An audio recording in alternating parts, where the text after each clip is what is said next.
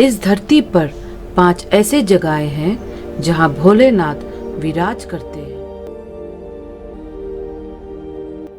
आदि कैलाश यात्रा और ओम पर्वत के दर्शन हर किसी का एक सपना होता है, जो मैं भी देखी। गूंज से सारा स्टेशन गूंज उठा। अभी कोई थोड़े थके हुए थे, हम लोग सब अपने अपने रूम में गए।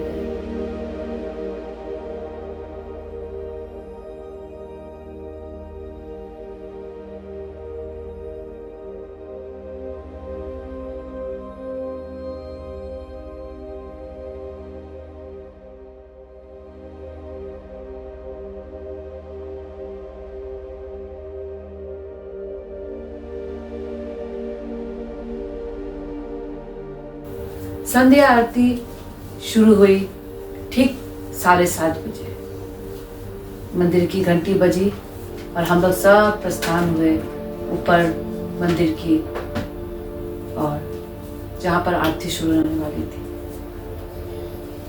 कीर्तन शुरू हुई और हम लोग सब मग्न हो गए कीर्तन सुनने में। गुरुजी अपने प्रवचन बोल रहे थे और गाना गा रहे थे। सभी वहां पर विभिन्न जाति के लोग वहां पर प्रस्तुत थे। कोई गुजराती, कोई मराठी, कोई बंगाली, कोई मद्रास के रहने वाले, कोई केरला के रहने वाले, विभिन्न लोग वहां पर प्रस्तुत थे। सबके अपने अपने अनुभव के लिए वहां बैठे थे कि क्या होता है कैलाश यात्रा सुनने के लिए। तब गुरुजी कहानी बताने लगे नारायण आश्रम की। ये बताने लगे कि यही आश्रम जो है, नारायण आश्रम का जो द्वार है, वहां पर यहीं से शुरू होती है कैलाश मानसरोवर की यात्रा। क्योंकि पहले यहाँ से ऋषि मुनि सभी यहाँ से पैदल यात्रा करके जाते थे, लेकिन अब हमारा बहुत ये आसान हो गया है, क्योंकि रास्ता भी अभी सही हो गया है, जिसके कारण हम लोग अभी गाड़ी में करके कैलाश यात्रा करने जा सकते हैं। इसका हम धन्यवाद हमारे सरकार को भी देते हैं, क्योंकि रास्ता सही करने के लिए। और जो लोग पहले जाते थे उनके कष्ट, वो लोग बोलते थे कि कुछ कष्ट ही नहीं होता था, हमें कोई तकलीफें नहीं होती थी जब हम लोग पैदल यात्रा करते थे। अब हम लोग का कीर्तन होने के बाद हम लोग सब रात की भोजन की ओर चले गए डाइनिंग हॉल की तरफ। वहां बैठकर हम लोग सब अपने अपने फीलिंग्स का इजहार कर रहे थे कि हम लोग कहाँ पहुंच गए, कहाँ से कहाँ हम लोग आ गए कैलाश यात्रा के लिए। किसे देखने? कैलाश में रहते हैं कौन? महादेव स्वयं रहते हैं वहाँ पर। फिर रात को हमारी टूर गाइड बोलने लगी, सुबह हम लोग को फिर जल्द उठना था, क्योंकि हमें जाना है यहाँ से नवी गांव। नवी गांव क्योंकि वहाँ से शुरू होती है ओम पर्वत की यात्रा। हम लोग सब सुबह जल्दी उठकर रेडी होकर अपने अपने गाड़ी में बैठ के अपने ग्रुप के साथ, और फिर वहाँ से हम लोग चल पड़े नवी गांव की तरफ। रास्ते में बहुत सारे वाटरफॉल्स, झरने वहाँ पर देखने को मिले। जब हम लोग झरने देखते हैं ना, तो हम लोग भूल जाते हैं कि हम लोग का उम्र क्या है, और हम लोग सब उतर के पानी का, झरने का मजा लेने लगे।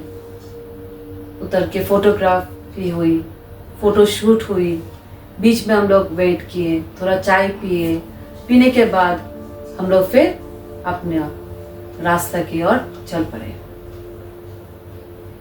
नवी गांव जब हम लोग पहुंच रहे थे, रास्ता में हम लोग देख रहे थे कि पहाड़ों का जो नजारा, दृश्य जो पहाड़ों का होता है, वो सुकून हम लोग को वहां पहुंचते ही मिला।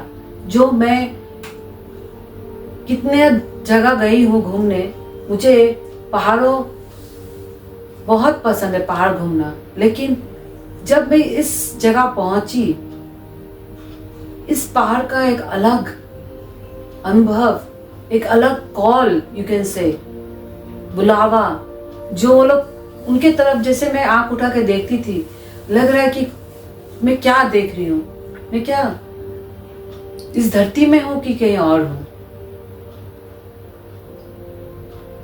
हम लोग नवी गांव पहुंचे, पहुंचते ही शाम हो गई थी, 4 साढ़े 4 बज गए। तो वहां बहुत ठंड भी था, मौसम बदल रहा था वहां पर, क्योंकि हम लोग बहुत ऊंचाई में थे, पता ही नहीं चल रहा था कि हम लोग कितने ऊंचाई में पहुंच गए। शाम के वक्त हमें चाय मिला, मिलते ही हम लोग, गरम गरम चाय तो सभी को पसंद है, चाय पी के हम लोग फिर सब कोई मिलकर सामने नजदीकी 1-2 किलोमीटर ही था जिसे हमें पैदल ही जाना था, वहां पर मनोकामना देवी का एक छोटा सा मंदिर है। सब कोई पैदल चलते चलते, गाते गाते, हर हर महादेव बोलते बोलते मनोकामना जी मंदिर का और हम लोग पहुंच गए। इतना छोटा सा मंदिर, लेकिन इतना अद्भुत, इतना सुंदर, पता ही नहीं चल रहा कि पहाड़ों में भी इतना सुंदर, इतना, मैं क्या बोलता हूँ आपको, इतना अच्छा, क्लीन। और वहां पुजारी भी नहीं थे क्योंकि शाम हो गई थी, लेकिन मंदिर खुला था। आप जाओ, दर्शन करो, खुद पूजा दे दो, आप लोग खुद पूजा करो, कोई आपको रोकने वाला नहीं है। हम लोग सब माथा टेकने मनोकामना जी के पास गए और बोलने, माता जी, आप ही के स्वामी के पास हम लोग जाने वाले हैं घूमने, उनका दर्शन करने। सभी कोई पहले आपका दर्शन करके हम लोग वहाँ जा रहे हैं। माँ, हमारा रक्षा करना कि सफ़र जो हम लोग और ऊंचाई में जाने वाले हैं, हम लोग अभी तो है इस तरफ, लेकिन और भी ऊपर ऊंचाई में जाने वाले हैं, जिसके कारण हमारे साथ बहुत ही बुजुर्ग हैं। सही सब सलामत सभी को लेके जाना, सही सलामत सभी को वापस लेके आना। पूजा वूजा करके हम लोग सभी कोई फिर वापस अपने कैंप में आए। कैंप में हम लोग टेंट में रहे थे, क्योंकि हमारा आज का स्टे टेंट में ही था। वो भी एक अच्छा एक्सपीरियंस है। टेंट में तो सभी कोई ना कोई कभी ना कभी रहा है, लेकिन पहाड़ों का ये नज़ारा अलग था, क्योंकि हम लोग जब रात को हम लोग देख रहे थे, चारों तरफ जंगल ही जंगल, बीच में हमारा टेंट है। टेंट के आगे थोड़ी दूर में छोटा सा गांव है जिसको बोलते हैं नवी गांव। वहां से सिर्फ छोटे छोटे गांव के जो घर थे वहीं से थोड़ा थोड़ा लाइट आ रही थी। बस एक अजीब नज़ारा। रात हो गई, हम लोग भोजन किए। भोजन करने के बाद फिर वापस वही कि हमें सुबह उठना है, अब हमें जाना है ओम पर्वत की तरफ। बोला गया था हमें, इंस्ट्रक्शंस दिया गया था हमें कि सुबह सुबह आप उठोगे तो आपको ओम पर्वत के दर्शन बहुत बढ़िया मिलने वाली है। लेकिन रात को अचानक मौसम बिगड़ गया और हल्का हल्का बारिश शुरू हो गई। अब तो सभी का एक ही सवाल और एक ही टेंशन में हम लोग सब रह गए। अब तो दर्शन होने से रहा, क्योंकि सुबह अगर आसमान अगर क्लियर नहीं होगी तब तो हम लोग का पूरा ओम पर्वत और नहीं देख पाएंगे हम लोग, क्योंकि हमारा प्रोग्रामिंग ऐसा किया हुआ था कि ओम पर्वत के बाद हमें और कहीं जाना है, फिर कहीं जाना है। तो हम लोग सभी सब दुखी हो गए। हम लोग सभी अपने अपने टेंट में बैठकर सिर्फ एक ही पुकार रहे थे, एक ही बात बोल रहे थे, महादेव, यही आप ही चमत्कार कर सकते हो। सुबह को आप कृपा करके आसमान को क्लियर कर देना, बारिश को रोक दो। लेकिन हम लोग फिर भी 1-2 बजे तक हम लोग सभी वही सोच रहे थे कि क्या होने वाला है। रात गुजर गई, सुबह 4 बजे हम लोग सब बैठे हुए कि कब थोड़ा सूरज उठेंगे और हम उनका दर्शन करने जाएंगे। बाहर से किसी ने पुकारा हमें कि चले आओ सब कोई बाहर अपने अपने टेंट से, आके सामने का नज़ारा देखो पहाड़ों का। हम लोग सब उठ के बाहर जाके देखते हैं कि पहाड़ों में सूरज का चमक ऐसा दिया था मानो पहाड़ों में सोने का कोई कलर ही आ गया होगा, golden color. The mountains seemed like they were covered with gold. And वहाँ का जो दृश्य था वो मैं बता नहीं सकती, आप खुद ही देखोगे वीडियोस में मेरा कि वो पहाड़ कैसे लग रहे थे। अब हम लोग सभी को चीख के बोलने लगे कि महादेव आपकी कोटि कोटि धन्यवाद आपको कि आपने क्लियर कर दिया। अब हम लोग सब चल पड़े जल्दी जल्दी रेडी होकर गाड़ी में बैठकर ओम पर्वत की दर्शन करने के लिए। गाड़ी में बैठकर हम लोग निकल पड़े ओम पर्वत की ओर। रास्ता सही था, वॉज क्लियर, रास्ता ज़्यादा तकलीफ नहीं हुई क्योंकि रास्ता भी बहुत अच्छा बनाया है हमारा बॉर्डर सिक्योरिटी फोर्स और हमारी सरकार ने रास्ता अच्छा बना दिया है।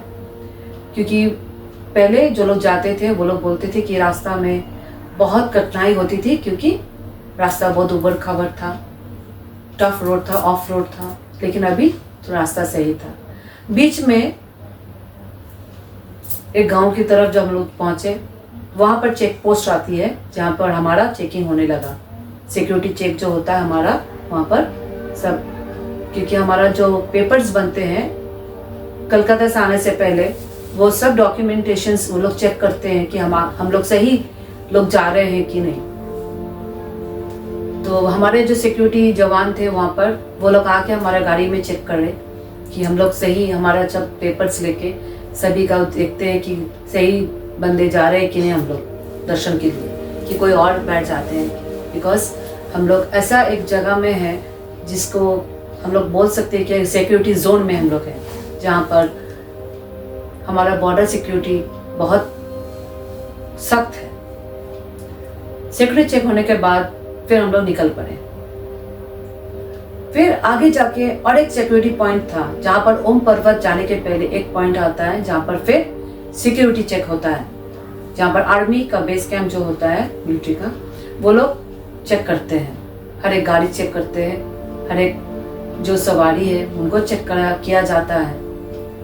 कटने के बाद हम लोग जब ऊंचाई में उठे तो अचानक से सुभाष बोलने लगा, मैडम सीधा देखिए। जैसे हम लोग आंख उठा के देखते हैं, गाड़ी से देखते हैं ओम पर्वत का दर्शन